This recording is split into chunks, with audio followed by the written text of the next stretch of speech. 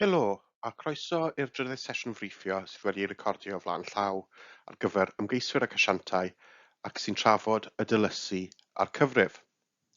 Bydd y Dilysu a'r cyfrif ar y dydd Gwener eleni, felly ar ddydd Gwener y 6 o Fai gan ddechrau am 9 gloch bore. Bydd y cyfrif yn cael ei gynnal yn Nhŷ Chwaraeon Caerdydd. Ar gyfer ymgeiswyr ac asiantau, bydd y ganolfan gyfrif yn agor am 7:30 y bore. Ac os ydych yn benodi unrhyw asiantau cyfrif neu westeion, sicrhewch bod y gwaith papur yn cael ei gyflwyno i'r swyddog canlyniadau erbyn y 7 o Ebrill.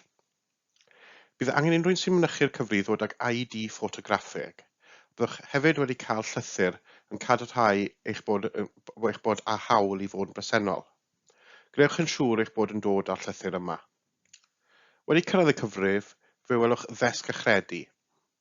Ewch i'r ddesg a cynigiwch eich manylion. Byddwch yn derbyn bathodyn neu lanyard. Bydd y bathodyn neu'r lanyard yn nodi pa ardal o'r tŷ chwaraeon a mae gennych hawl i arsylwi ynddi. Gnewch yn siŵr eich bod yn gwisgo'r bathodyn neu'r lanyard ar bob adeg. Ni chynnyter mynd mewn ond i bai eich bod wedi derbyn cymeradwyaeth o flaen llaw. Felly, gnewch yn siŵr bod y gwaith papur wedi gyflwyno ar gyfer unrhyw un yr hoffech fynychu. Byddwch yn gweld nifer o swyddogion yn y cyfri sydd yn cefnogi'r broses. Felly, bydd rheolwr cyfri ar gyfer pob etholaeth sydd yn gyfrifol am gynnal y Dilysu a'r cyfri yn gyffredinol. Mae hefyd yn gyfrifol am gyhoeddiadau amrywiol trwy gydol y trafodion, gan gynnwys y datganiad o'r canlyniadau, a bydd yn dyfarnu ar unrhyw bapurau pleidleisio amheus. Byddwch hefyd yn gweld dirprwy reolwr cyfrif, a'i rhôl nhw yw cefnogwr rheolwr cyfrif trwy gydol y broses, ac hefyd i gefnogi ymgeiswyr ac asiantau fel un pwynt cyswllt. Byddant hefyd yn helpu ddarfarnu ar bapurau pleidleisio amheus. Ym mhob un o'r cyfrifon, fe welwch yng nghanol y cyfrif bwrdd rheoli gyda nifer o swyddogion. Eu cyfrifoldeb nhw yw cwblhau'r ffigurau Dilysu ac yn ystod y cyfri i gynnal cyfansymiau timau ward a sicrhau bod yr holl bapurau pleidleisio amheus yn cael eu cyfri. Felly, byddwn yn dwyn ynghyd yr holl ffigurau perthnasol ar gyfer pob ward. Bydd nifer o swyddogion yn cefnogi rheolwyr cyfrif, a bydd pob un yn cael ward a thîm penodol. Byddant yn gyfrifol am reolau'r cyfrif ar gyfer y ward hwnna, a byddant yn gwneud hyn trwy wirio'r holl daflenni cyfrif a'r cyfrifiadau gan y cynorthwywyr cyfrif.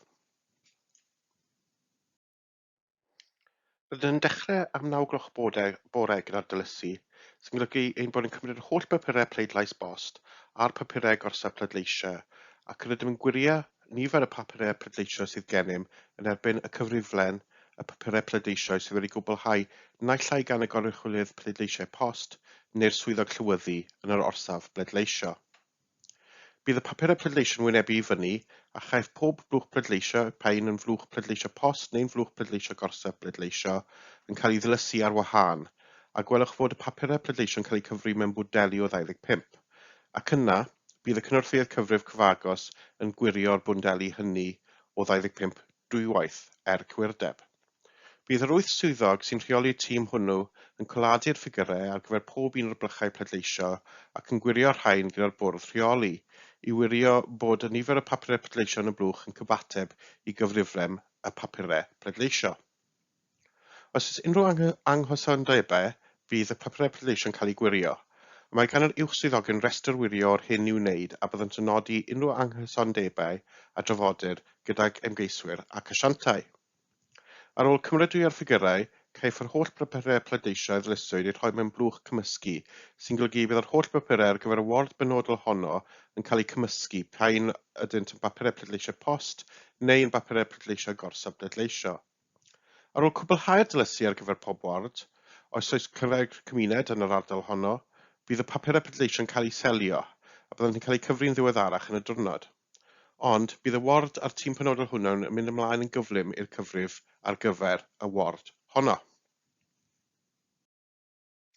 Byddwch yn sylwi yn yr etholiadau llywodraeth leol ein bod yn defnyddio dull gwahanol ar gyfer y cyfrif, a'r rheswm am hyn, yn wedig i Gaerdydd, yw nad oes gennym unrhyw wardiau un aelod, maent i gyd yn wardiau aml aelod. Felly, bydd y cynorthwyr cyfrif yn defnyddio taflenni cyfrif ar gyfer pob ward. Bydd yr uwch swyddogion yn dyrannu'r papurau pleidleisiau wedi dilysu ymhlith y tîm. Byddwch yn sylwi y bydd y cyfrifwyr yn gweithio mewn pare.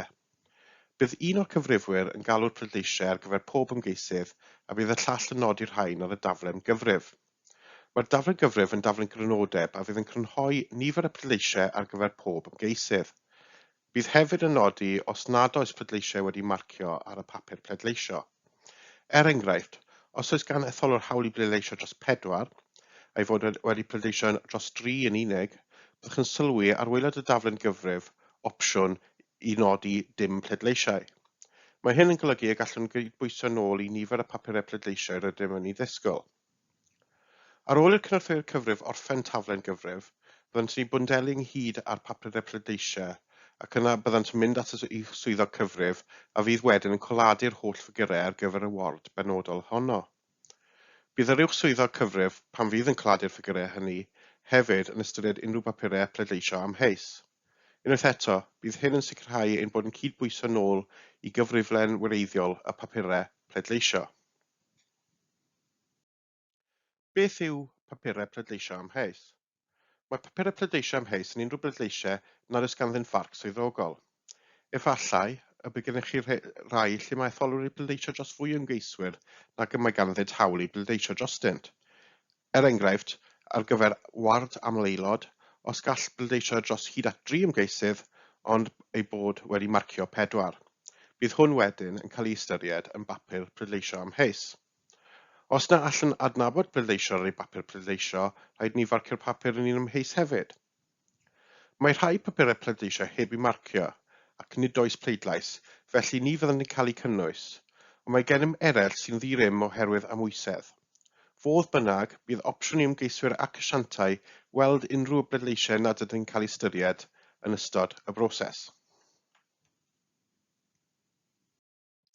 Bydd gennym ardal benodol ar wahân ar gyfer papurau pleidleisio amheus, a bydd yn edrych yn biodebyg i'r un sydd ar y sgrin. Bydd y rheolwr cyfrif neu'r dirprwy'r rheolwr cyfrif yn rhoi unrhyw bapurau pleidleisio amheus o dan y camera i'w cyhoeddi ar y sgrin, fel bod ymgeiswyr ac asiantau gallu gweld. Bydd hyn yn ei greu'n llawer haws i chi arsylwi ar y broses. Rwy nawr am drafod yr etholaethau a ble yw darganfod yn y tŷ chwaraeon gan ei fod yn leoliad mawr. Mae Canol Caerdydd yn cael ei reoli gan Donna Jones a'i chefnogi gan Rebecca Light, a byddwch yn dod yr holl wardiau ar gyfer Canol Caerdydd yn nhŷ chwaraeon 2. Mae gan Canol Caerdydd 5 tîm. Bydd gan pob tîm ei uwchswyddog ei hun a bydd yr uwchswyddog hynny'n gyfrifol am reoli ardal y ward honno. Byddwch yn sylwi mae dim ond un ward sydd wedi neilltuo rhan fwyaf o'r tîmau, gan eithrio tîm 5 sydd yn derbyn 2 ward. Sut olwg bydd ar y cynllun llawr? Mae tŷ chwaraeon 2 yn neuadd fawr a fydd yn gartref i 2 etholedd. Wrth fynd mewn i tŷ chwaraeon 2, byddwch yn mynd trwy de Caerdydd a fe welwch ganol Caerdydd yma yng nghefn y stafell. O ran yr hyn i'w ddisgwyl, bydd popeth yn cael ei farcio'n glir o ran pa ward y mae pob tîm yn gyfrifol amdani. Felly, enghraifft, fe welwch ar y cynllun llawr tîm 1, tîm 2, tîm 3, tîm 4 a tîm 5. Bydd byrddau yn y canol ar gyfer yr uwchswyddogion sy'n rheoli'r bwrdd rheoli ac yn sicrhau bod popeth yn cael ei gyfri. Fe welwch ar y cynllun man eistedd mawr ar gyfer ymgeiswyr ac asiantau, a gallwch eistedd os oedd angen neu os bydd toriad yn y trafodion. Bydd unrhyw bapurau pleidleisio amheus yn cael ei dangos yn ardal papurau pleidleisio amheus a ddyranwyd.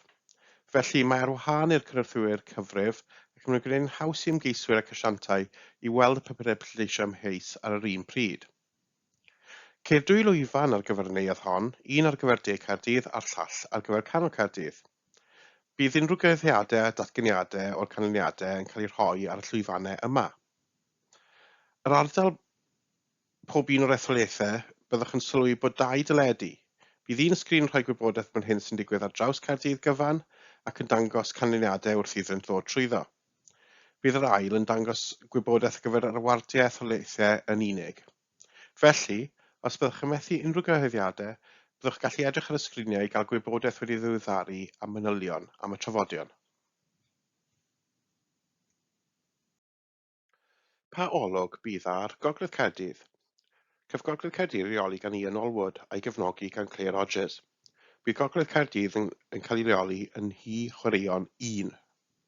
Unwaith eto, mae Gogledd Caerdydd wedi rhannu'n 5 tîm a mae pob un ohonynt yn reoli ward wahanol neu nifer y wardiau. Mae ardal Gogledd Caerdydd yn debyg iawn, ac wrth i chi mewn yn neuadd mae gennych chi'r ardal Gogledd Caerdydd gyda pob un o'r tîmau, felly tîm 1, tîm 2, tîm 3, tîm 4 a tîm 5. Unwaith eto, yng nghanol ardal y tîm bydd y bwrdd rheoli a'r uwchswyddogion yn coladu'r ffigurau.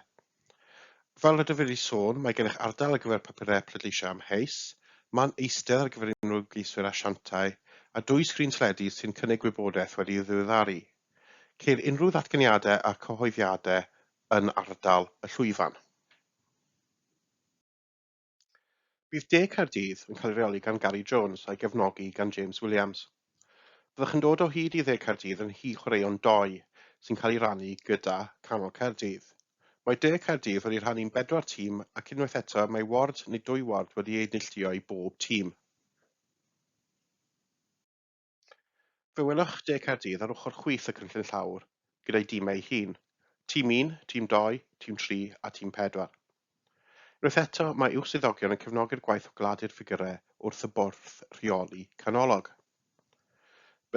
Welwch eto bod yna ardal ar gyfer papurau pleidleisio amheus, digon o fyrddau chadeiriau ar gyfer ymgeiswyr ac asiantau, ysgriniau gwybodaeth a'r llwyfan.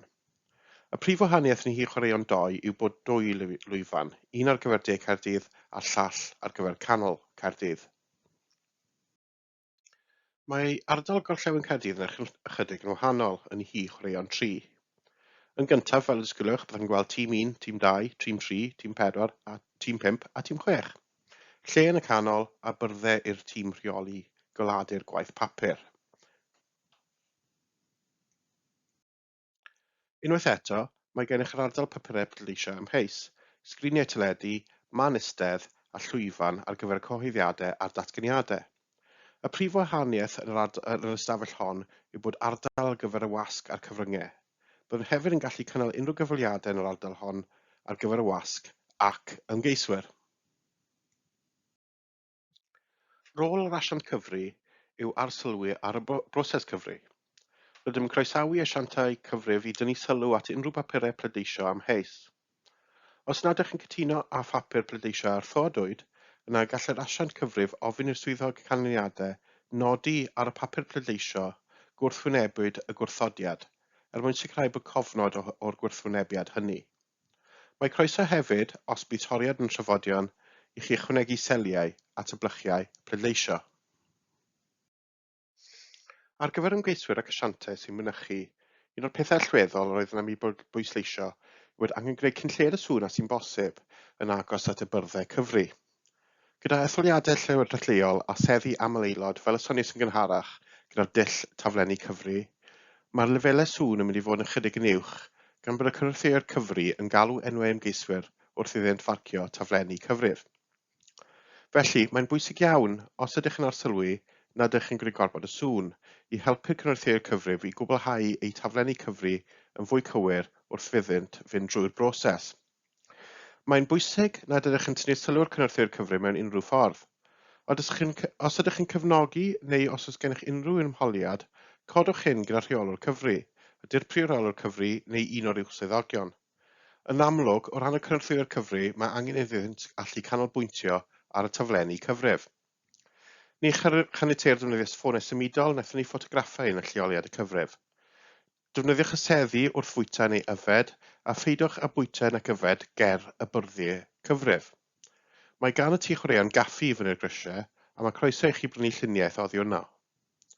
Mae angen i bob ymgeisydd ac asiant gadw at ganllawiau'r Comisiwn Etholiadol a dim ond ymgeiswyr asiantau a gwestai awdurdodedig y caniatâd iddynt fod i fewn lleoliad y cyfrif. Fel y sonius gynharach, mae'n hanfodol bod y gwaith papur yn cael ei gwblhau ymlaen llaw am hyn. Peidiwch â thorri ar draws nac ymyrryd ar gweithdrafnu Dilysu neu gyfrif. Bydd gwybodaeth o amgylch lleoliad, felly darllenwch canllawiau ar y broses neu edrychwch ar y sgriniau i gael wybodaeth ddiweddara am y trafodion. Os oes gennych unrhyw bryderon, mae'r tîm yno i helpu. Felly, bachwch sylw'r rheolwr cyfrif neu dirprwy rheolwr cyfrif neu un o'r uwch swyddogion os oes angen. Diolch yn fawr iawn i chi.